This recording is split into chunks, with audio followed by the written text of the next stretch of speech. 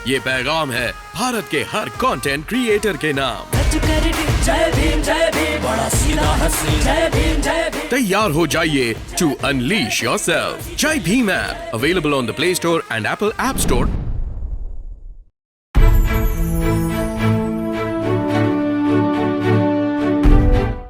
जय भीम। आज बिहार बंद है। अपनी मांगों को लेकर बिहार के छात्र युवा सड़कों पर है। बेरोजगारी देश में इतना बड़ा मुद्दा बन गया है कि जिसका विस्फोट कहीं ना कहीं होना था। सरकार के तमाम दावे और तमाम वादे अब झूठे साबित हो रहे हैं और सालों से बेरोजगार जो युवा हैं, जो नौकरी की चाह में बने हुए थे, आखिर उनके सब्र का बांध टूट चुका है और अपनी मांगों को लेकर और कहीं ना कहीं एक आक्रोश छात्रों का आज बिहार की सड़कों पर टूट पड़ा है। आप देखिए यह रिपोर्ट। बिहार में हो रहे छात्रों के प्रदर्शन को देख वो पंक्तियां शायद आपको भी याद आ रही होंगी कि न चोर हूँ न चौकीदार हूँ, साहब मैं तो बस बेरोजगार हूँ। जी हाँ, पिछले दिनों आई ऑक्सफैम की एक रिपोर्ट के मुताबिक भारत में बेरोजगारी दर 15% हो गया है। पढ़ लिख कर मेहनत करके युवा सरकारी नौकरी के सपने देखता है।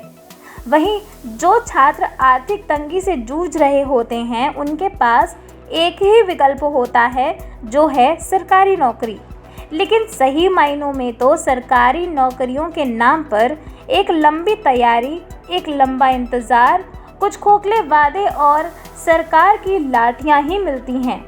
और इसका जीता जागता उदाहरण बिहार के आरआरबी एनटीपीसी के छात्र हैं, जो कि लगातार प्रदर्शन कर रहे हैं। और इसी कड़ी में इन अभ्यर्थियों ने आज बिहार बंद का भी ऐलान किया है। दरअसल आरआरबी ने 2019 में एनटीपीसी यानी नॉन टेक्निकल पॉपुलर कैटेगरी की परीक्षा में भर्ती निकाली थी। इसमें 35,281 वैकेंसी थी।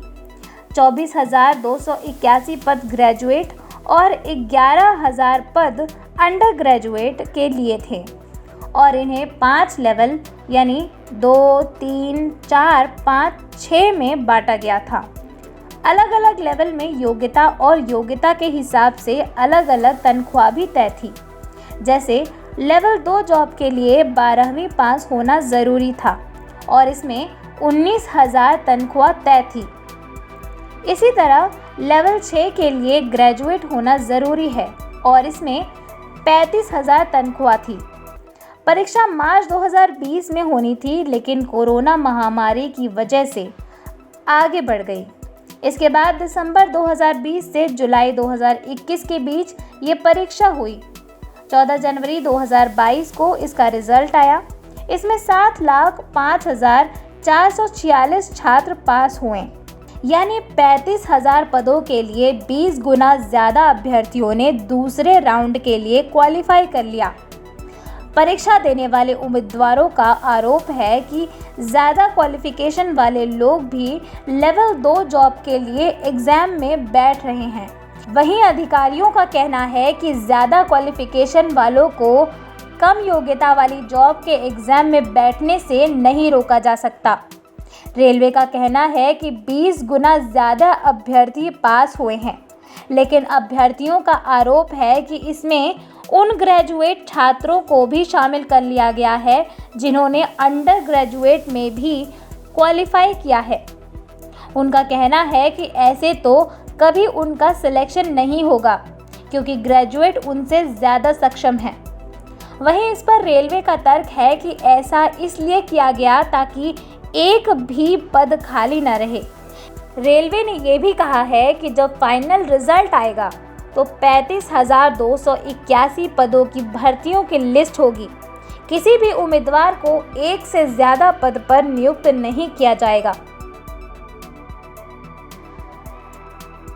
काफ़ी सालों बाद बिहार की या फिर देश के किसी भी हिस्से में इतना बड़ा छात्र आंदोलन दिख रहा है, जबकि छात्र लगातार सड़कों पे है और अपनी मांग, छात्रों के आप वीडियोस जो आ रहे हैं, वो जो स्टेटमेंट दे रहे हैं, आप उसे सुनिए। किस तरीके से छात्र अपना दर्द बता रहे हैं, बेरोजगारी किस तरह से उनके लिए आज के वक्त में सबसे बड़ा मुद्दा है और सरकारें जिस तरीके से उन पर लाठियां भांज रही हैं, जो तस्वीरें हमारे सामने आ रही है, वो निश्चित तौर पर एक क्रूर भारत का चेहरा दिखाता है, जिसमें देश के युवा जो हैं, जिनकी जायज़ मांगों को कुचलने की कोशिश की जा रही है। सरकार अगर नहीं चेती तो निश्चित तौर पर यह आंदोलन एक बड़ा जनसैलाब बनकर सिर्फ बिहार नहीं, देश भर की सड़कों पर देखने को मिलेगा। आप देखते रहिए दलित दस्तक और हमारे चैनल को सब्सक्राइब भी करिए। जय भीम। दिल्ली में अखिलेश यादव का हेलीकॉप्टर रोक लिया गया है। जी हाँ, अखिलेश यादव को दिल्ली से हेलीकॉप्टर से यूपी के मुजफ्फरनगर जाना था, लेकिन अखिलेश को उड़ने नहीं दिया जा रहा। अखिलेश यादव ने खुद ट्वीट के जरिए ये सारी जानकारी दी है। अखिलेश ने एक ट्वीट में लिखा कि मेरे हेलीकॉप्टर को अभी भी बिना किसी कारण बताए दिल्ली में रोक कर रखा गया है और मुजफ्फरनगर नहीं जाने दिया जा रहा है, जबकि भाजपा के एक शीर्ष नेता अभी यहाँ से उड़े हैं।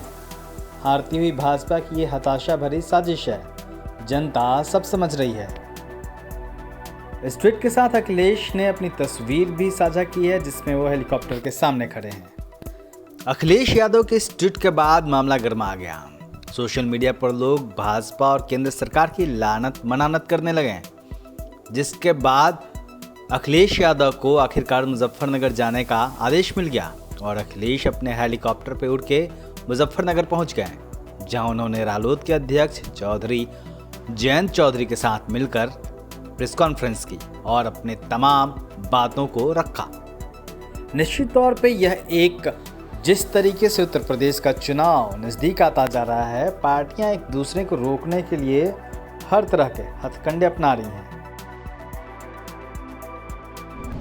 उत्तर प्रदेश में जहां एक तरफ पार्टियां चुनाव के डिजिटल प्रचार में जोर शोर से जुटी हैं, तो वहीं प्रत्याशियों के नाम की घोषणाएं भी जारी हैं।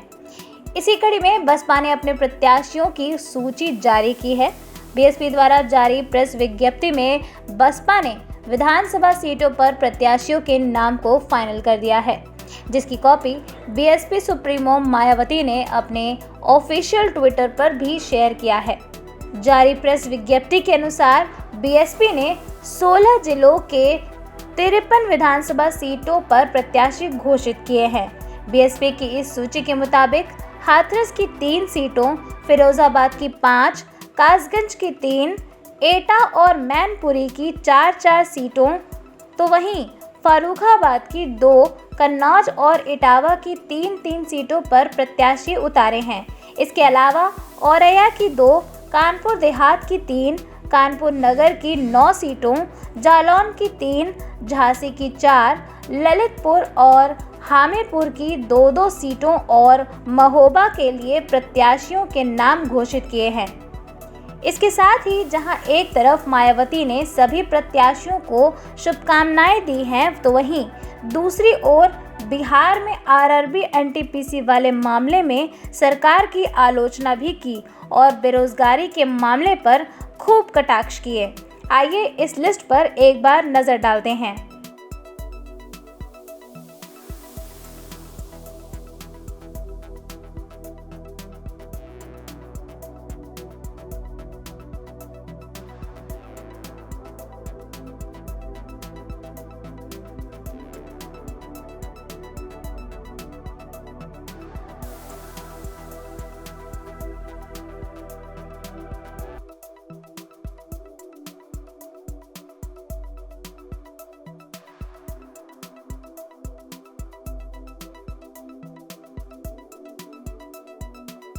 ऐसी ही तमाम खबरों के लिए देखते रहें दलित दस्तक। चैनल को लाइक, सब्सक्राइब और शेयर करना ना भूलें।